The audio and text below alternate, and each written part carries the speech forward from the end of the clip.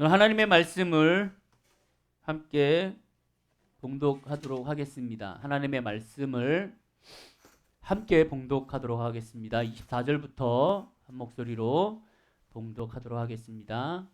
요한복음 12장 24절에서 26절에 있는 말씀까지 함께 읽습니다. 시작. 내가 진실로 진실로 너희에게 이르노니 한 알의 밀알이 땅에 떨어져 죽지 아니하면 한 알 그대로 있고 죽으면 많은 열매를 맺느니라.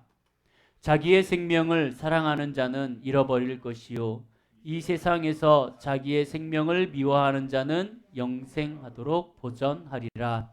사람이 나를 섬기려면 나를 따르라. 나 있는 곳에 나를 섬기는 자도 거기 있으리니 사람이 나를 섬기면 내 아버지께서 그를 귀히 여기시리라. 아멘. 오늘 하나님의 말씀의 제목은 작고 작은 밀알이라는 말씀으로 나누려고 합니다. 여러분, 밀알이 뭔지 알죠? 여러분, 겨자씨도 뭔지 알지요? 여러분, 혹시 겨자씨 보신 분 계세요? 겨자씨? 왜 겨자씨가 작다라고 얘기하는지 아십니까? 겨자씨를 제가 본 적이 있습니다. 여러분, 그 옛날에 약을 지면 요즘에 이렇게 봉지에다 주지만 예전에는 이렇게 펴갖고 이렇게 접어서, 혹시 기억해요? 몰라요? 기억해요? 기억해? 이렇게 삼각형으로? 그죠? 옛날에 약방. 목사님 한 분이 그 약봉지 이렇게 접어놓은 약봉지를 갖고 오셨습니다. 그랬는데 이 약봉지를 이렇게 하나씩 피는데요, 숨을 안 쉬세요. 약봉지를 피면서. 왜 그런가 했더니, 우리 이렇게 코로 숨 쉬잖아요. 이 코로 숨 쉬는 것 때문에 이 씨앗이 날아갑니다. 이 겨자씨라는 자체가 얼마나 가볍고 작으냐면 정말 여기다 대고 이렇게 하는 걸로 날아가요. 왜 웃어? 코가 너무 커. 콧바람이 세서 그래요? 응? 이 밀알이라는 자체는요, 우리에게 생명을 주는 거예요. 정말 작고 작은 밀알입니다. 오늘 하나님의 말씀에서 보면 이 요한복음이 뭐냐면 예수 그리스도께서 십자가에 못 박혀 돌아가시려고 들어가시는 바로 전이에요. 내일부터 이제 고난 주간이잖아요. 예수님께서 오늘 이제 입성을 하신다고, 예루살렘 성전에. 그래갖고 호산나 다윗의 자손이여 호산나 호산나 하더라. 그러면서 예수님께서 나귀를 타고 입성을 하시잖아요. 오늘이 그 날이거든요. 그리고 나서 3일 정도 계시다가 목요일날 예수님께서 붙들리세요. 예수님께서 금요일 새벽이죠. 금요일 새벽에 붙들리셔서 모진 고통을 당하시죠. 패션 오브 크라이스트 보셨어요? 패션 오브 크라이스트의 주인공이 누구죠? 네? 예수님? 이 마리아? 패션 오브 크라이스트의 주인공이 마리아예요? 예수님이잖아요. 그 예수님 주인공을 맡았던 그 배우가 한 말이 있었어요. 실질적으로 그 예수님을 때리는 채찍 끝에, 그 옛날에는 채찍으로 한 게 아니라요, 끝에 이 동물뼈들 있잖아요. 동물뼈 이런 것들을 묶었다 그래요. 갈고리 같은 것들을. 그래갖고 채찍질을 이렇게 하잖아요. 그러면 딱 맞는 게 아니고요, 이렇게 딱 감기면서 여기를 이렇게 해서 딱 찝는데요, 그 이들이. 그래갖고 딱 찝은 상태에서 당기면 이거를 이렇게 뜯고 나가는데요. 이 영상을 그대로 살리기 위해서 이 배우가 앞뒤로 두꺼운 종이를 깔았대요, 이 안에다가. 그리고 그거를 직접 맞았대요. 근데 요 사이에 그걸 대지를 못했대요. 이 사람 표현이 그래요. 여기에 맞았는데 자기는 악소리를 내지 못할 정도로 아팠대요. 예수 그리스도께서 십자가에 못 박혀 돌아가시기 전에 모진 고통을 당하시는데, 채찍으로 고통을 당하시는데 갈비뼈가 드러날 정도로 채찍을 맞으시는 거예요. 뒤에서 채찍으로 치면은 이 채찍이 여기를 맞고 여기까지 이렇게 감싼답니다. 그래갖고 땡기면은 이걸 이렇게 들치고 나가는 거죠. 그 예수님의 모진 고통을 당하시는 그때가 금요일. 그리고 예수님께서는 십자가를 메시고 골고다 언덕길을 올라가시고 나서 예수님께서는 오후 9시에 십자가에 매달리십니다. 오전 9시. 그리고 예수님은 그날 돌아가세요. 오늘 이 말씀은 예수님께서 자기가 미랄이 되실 것을 말씀하시는 대목이에요. 내가 진실로 진실로, 여기 보면은 진실로 진실로, 아멘 아멘, 여러분들이 아멘 하는 것처럼 아멘 아멘, 이건 정말이야, 진짜야. 그러면서 너희에게 이르노니 한 알이 밀알에 떨어져 죽지 아니하면 한 알 그대로 있고 죽으면 많은 열매를 맺느니라 라고 얘기하시는 예수 그리스도의 죽음을 암시하는 메시아적 의미를 담고 있어요. 나는 너희를 위해서 죽을 거야. 근데 내가 죽으면 생명이 살아날 것이고 죽지 아니하면 생명은 없어 라고 얘기하시는 거죠. 예수 그리스도께서 자기의 생명을 사랑하는 자는 잃을 것이요 이 세상에서 자기의 생명을 미워하는 자는 영생토록 보전하리라 그랬는데요. 여기에 자기의 생명을 미워하는 자 이렇게 되어 있는데, 여기 자기 생명이요, 사실은 보면은요, 뜻 자체를 보면 나만의 생명을 얘기하진 않아요. 여러분, 요한계시록에 보면 말세에 처자식이 없는 것이 너희에게 유익이다라는 것이 있어요.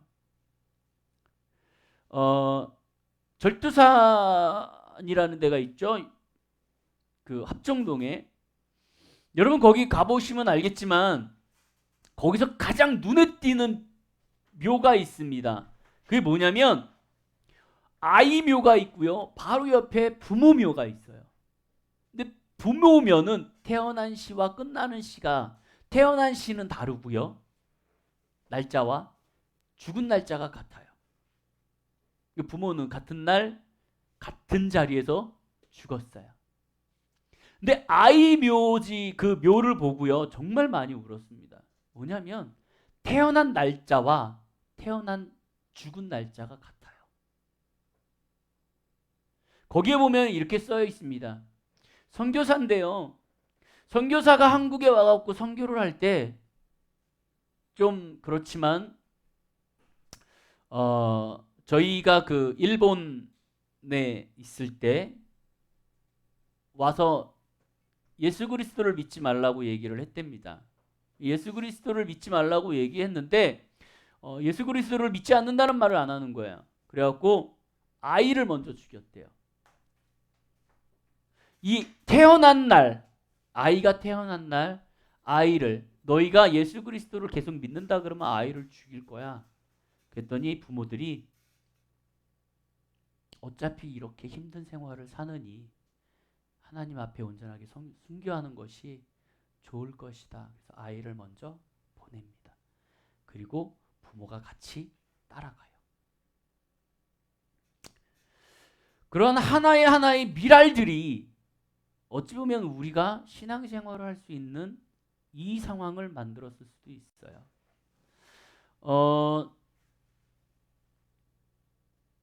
여러 해 전에 그 이집트 피라미드 속에서 미랄 하나가 발견이 됐습니다. 미랄이, 조금의 미랄이 발견되었어요. 근데 이 피라미드 안에 있는, 이집트 안에 있는 피라미드 안에 있는 이 씨앗을 딱 봤는데 이게 몇천 년이 흐른 거예요. 몇천 년이 흘렀는데 그 안에 미랄이 있더래요. 씨앗이 있더래요. 그래갖고 이 연구하는 사람들이 생각을 했답니다. 이 씨앗을 바닥에다 심으면 날까 안 날까? 어떨까요? 다행히도 이 돌 위에 씨앗이 있었는데요, 이 지하라 건조하면서 온도 습도가 잘 맞았대요. 그래갖고 이 씨앗이 썩지 않았대요. 말라 있었던 거예요. 그래갖고 이 씨앗을 갖다가 바닥에다가 심었답니다. 심어서 습도와 온도를 잘 적절히 맞춰주고 물도 부어줬대요. 그랬더니 이 씨앗이 열매를 맺더랍니다. 우리에게 열매는 시간이 중요하지 않아요. 우리에게 씨앗은 시간이 중요하지 않습니다. 중요한 건 뭐냐면 이 밀알이 죽어야 돼요. 땅에 떨어져서 씨앗이 죽어야지만 이것이 열매를 맺을 수 있는 거예요. 예수 그리스도께서 이 땅에 오신 걸로만 우리는 끝나는 것이 아니에요. 예수 그리스도께서 이 땅에 오셔서 그저 복음을 전하다가 돌아가셨다면 이 기독교는 그렇게 의미가 없을 거예요. 하지만 중요한 건 뭐냐면 예수 그리스도께서 이 땅에 오셔서 예수 그리스도가 하나가 밀알이 되어서 이 땅에 죽음으로 인해서 얻어지는 그 생명이 전 세계에 기독교라는 것들을 만들어냈다라는 거죠. 일본에 나가노 목사님이라는 분이 계셨답니다. 1940년대 30년대 후반에서 40년대까지 계셨던 분이신데요. 일본의 그 나가노 목사님이라는 분을 소개하려고 해요. 혹시라도 일본에서 이 방송을 보시면서 거부감이 없으셨으면 좋겠어요. 이때 당시에 이 나가노 목사님이요, 일본에서 교회를 하고 계셨습니다. 여러분 아시다시피 일본 교회가 그렇게 대형 교회가 없어요. 작은 교회들만 있습니다. 제가 아는 교회도 가면은 400명 정도, 300명 정도가 정말 큰 교회예요. 근데 이 나가노 목사님이 교회를 개척하시고요, 주님 앞에 예배를 드리기 시작했습니다. 예배를 드리기 시작했는데 아무도 오는 사람이 없었어요. 그 마을은 가네자 마을이라는 곳이었는데요, 여기는 전체가 불교 마을이었대요. 이 불교 마을 한가운데 기독교를 세워놨으니 교회로 오는 사람들이 없었겠죠. 그래갖고 자기 아내를 놓고 예배를 드리기 시작하는데요, 매주 5년 동안 자기 와이프만 놓고 설교를 했대요. 여러분, 설교자가 가장 힘든 게 뭐냐면 와이프를 앞에다 놓고 설교하는 거예요. 그 와이프가 설교를 들으면서 뒤에서 뭐라 그러는 줄 알아서요? 뭐라 그럴 것 같아요? 너나 잘해. 너나 잘해. 그래갖고 이렇게 다니다 보면은요, 목회자들, 사모님들이 저희 목사님한테 은혜 받아요 그러면 정말 훌륭하신 분이에요. 그분은 그 정도로 사모 앞에서, 아내 앞에서 설교하는 게 힘들어요. 근데 이 목사님은 아내를 놓고 5년 동안 설교를 하기 시작한 거예요. 그러다가 어느 날 폐병 환자가 걸린 사람이 뼈만 남은 상태에서 이 교회를 찾아왔습니다. 그 이름이 하천풍언이라는 가가와 도요히코라는 신학생이었어요. 5년 만에 찾아온 이 폐병 환자를요, 이 목사님이 너무 감사해서 이 청년에게 올인하기 시작합니다. 여러분, 폐병 환자가요, 사실 되게 몸이 안 좋아요. 게다가 이 사람 같은 경우에는 종양까지 있었대요. 이걸 짜줘야 되는 상황인 거죠. 근데 이 목사님이 이 폐병 환자 이 청년을 극진히 아침, 점심, 저녁 매일 매주 섬기기 시작했답니다. 그래서 1년이 지나고 나니까 어느 정도 회복이 됐대요. 근데 여전히 이 교회에는 이 남자, 이 청년 하나가 하나였어요. 목사님은 이 한 사람을 최선을 다해서 하나님의 말씀을 증거하였고 하나님의 그 뜻을 가지고 잘 섬겼습니다. 그리고 나서 이 사람은 나중에 후에 병을 이겨내고 목사님이 되셨어요. 그리고 나서 이 사람은 빈민가에 넘어가고요, 빈민가 사역을 하기 시작합니다. 이 하천풍언이라는 이 사역자는요, 목사님이 되셔서 일본의 빈민촌에 들어가갖고 빈민촌 사역을 하기 시작해요. 근데 일본에는 이런 게 있답니다. 연말에 되면은 산에 올라가갖고요, 이 동쪽을 바라보면서 절을 하기 시작한대요. 이게 왜 그러냐면 이 큰 절을 올리는 이유가 앞으로 나이가 1년 동안 잘 지내게 해주세요 라고 하는 그러한 의미에서 기도를 한다고 합니다. 근데 그런 풍습이 있는데 태양을 바라보면서, 근데 이 빈민가에 있는 사람들은 산에 올라가 갖고요 서쪽을 바라보면서 절을 하기 시작하는 거예요. 그래서 사람들이 물어봤답니다. 당신은 왜 동쪽에 떠오르는 태양을 바라보면서 절을 하는 것이 아니라 왜 서쪽을 바라보면서 그렇게 절을 하십니까? 라고 물어봤더니 이 사람들이 그랬대요. 동쪽에 떠오르는 태양은 나에게 아무런 도움을 주지 못했습니다. 근데 서쪽에 계시는 화풍천원의 목사님은 나에 대해서 너무 많이 도와주셨습니다. 나를 너무 많이 섬기셨습니다. 나를 최선을 다해서 도와주셨습니다. 하천풍원이라는 목사님에게 너무 감사해서 나는 동쪽이 아닌 서쪽을 향해서 절을 드립니다. 그리고 수많은 빈민가에 있는 사람들이 다 산에 올라와서 서쪽을 향해서 절을 하더래요. 그러고 나서 있었는데요. 얼마 안 있다가 이 태평양 전쟁 때문에 중국에 문제가 있다라는 소식을 전해 들었습니다. 그래갖고 이 하천풍원이라는 청년이요, 이 중국으로 넘어갑니다. 중국으로 넘어가갖고 누구를 만나냐면은요, 거기에 가장 높은 장개석 총통을 만나요. 그때 당시에 이 장개석 총통을 만나가지고요, 예수 그리스도를 증거하기 시작합니다. 근데 다행히 그 와이프가 그리스도인이었어요. 이 그리스도인인 와이프가요, 그 신학생인 목사님을 모셔다가 신학 공부를 하고, 성경 공부를 하고 그의 가르침을 받습니다. 그래서 그에게 성경 공부를 가져요. 그러다가 이제 일제의 어떠한 문제 때문에 그 폭탄이 떨어졌잖아요. 그래서 일제가 망할 상황이 됐습니다. 일제가 망한 상황이 됐을 때 그 목사님이 총독을 찾아가서 그랬대요. 총통을 찾아가서 우리 일본인들을 도와주십시오. 일본인들을 도와주십시오. 그렇게 얘기를 했대요. 가지고 이 총통이 그 말을 듣고요, 원래는 이 지역에서 지배를 하고 있던 나라가 망해서 빠져나갈 때 이 빠져나가는 민간인들까지도 테러를 일으켜서 다 죽인대요. 당한 게 있어서. 근데 이 목사님이 총통한테 부탁한 말 때문에 이 총통이 그들에게 명령을 했답니다. 나라에다가 빠져나가는 사람 절대 건들지 말라고, 먹을 것도 나눠주고 먹을 것을 가져가는 것도 말리지 말라고. 그래서 일본인이 중국에서 빠져나오면서 거의 죽지 않고 빠져나왔대요. 패망을 했음에도 불구하고. 그리고 나서 일본하고 미국하고, 소련하고 중국하고 미국이 세 나라가 모여서요, 일본이라는 나라를 어떻게 할 것이냐라는 회의가 열렸대요. 그때 소련이 이렇게 얘기를 했답니다. 저 일본 먹자.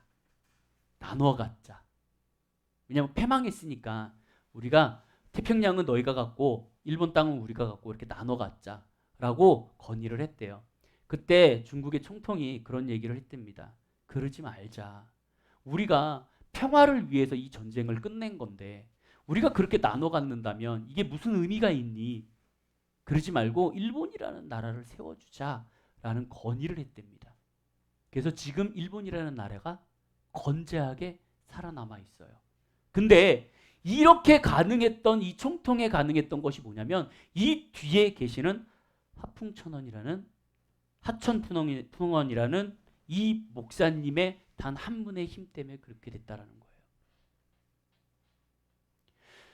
우리가 볼 때 이 작은 교회에서 정말 작은 목사님 하나가 단 한 사람의 성도를 놓고 그를 가리켰어요.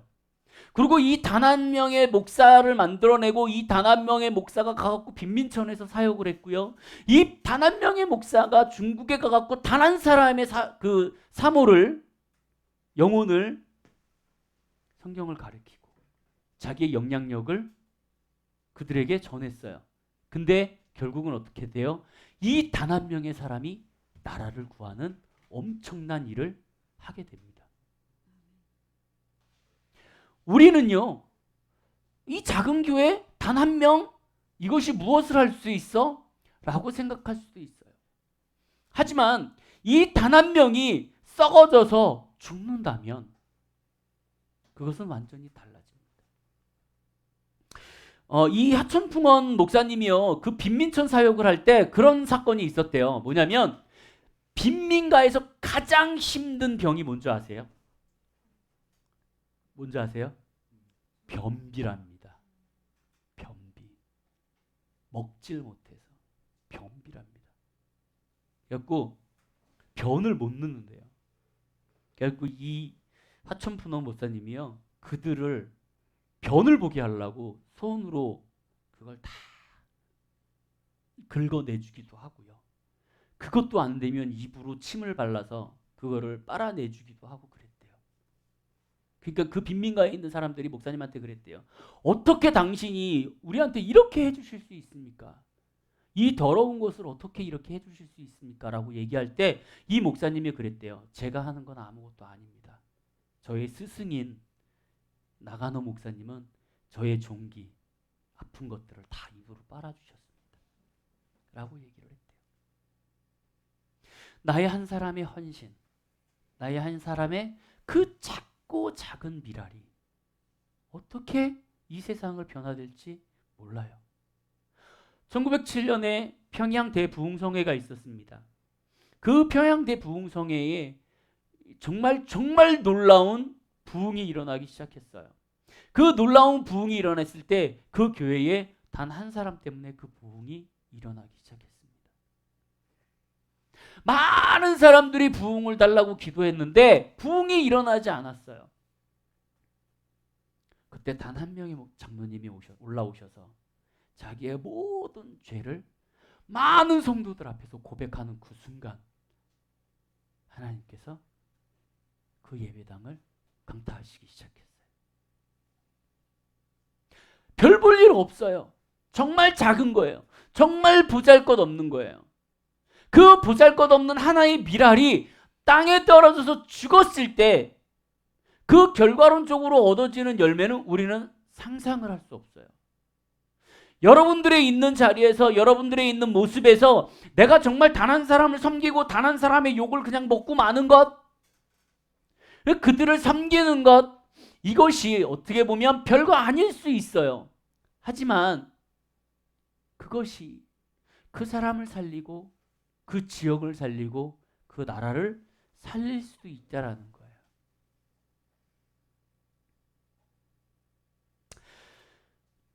하나님의 말씀은 우리에게 이렇게 말씀하십니다. 내가 진실로 진실로 너희에게 이르노니 한 알이 땅에 떨어져 죽지 아니하면 한 알이 그대로 있고 죽으면 많은 열매를 맺느니라. 오늘 이 시간 여러분들이 예수 그리스도를 생각하셔야 되는 것이 뭐냐면, 예수 그리스도께서는 이 땅에 오신 이유가 우리를 위해서 죽으시기 위해서 오신 거예요. 단 한 사람의 죄 때문에 이 세상에 죄가 시작되었습니다. 그게 누구예요? 아담. 아담의 단 한 사람 죄 때문에 우리는 평생토록 원죄라는 걸 갖고 살아요. 근데 그 단 한 사람의 원죄를 단 한 사람의 예수 그리스도의 죽음으로 인해서 완전히 돌려놓으시는 사건을 일으킵니다. 이 세상에서는 많은 사람들이 이 세상을 바꾸지 않아요. 사실 보면은요, 단 한 사람이 일어나갖고 이 세상을 뒤집어 엎습니다. 저는 여러분들이 그런 사람이 됐으면 좋겠어요. 여러분들이 이 세상에서 빛과 소금의 역할을 감당하고 하나의 미랄이 되었으면 좋겠어요.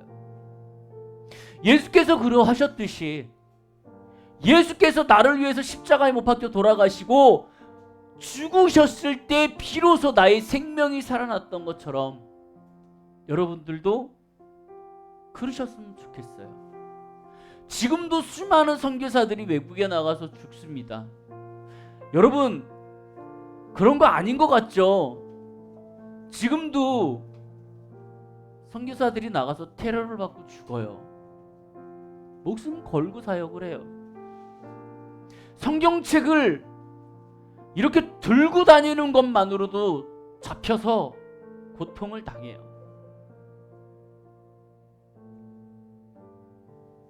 제가 얘기하잖아요.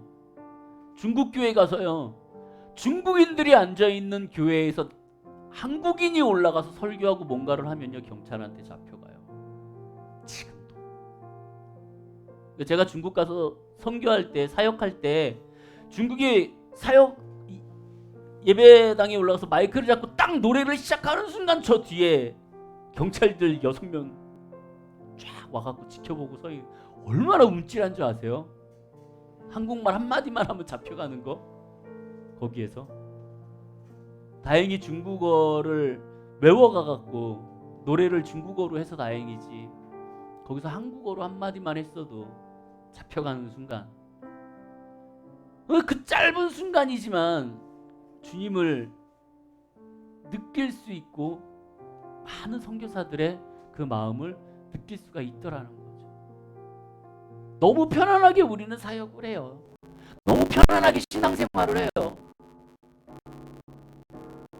여러분들의 삶에서 정말 씨앗을 얻기 위해서 여러분들이 희생하는 그런 분들이 되셨으면 좋겠어요.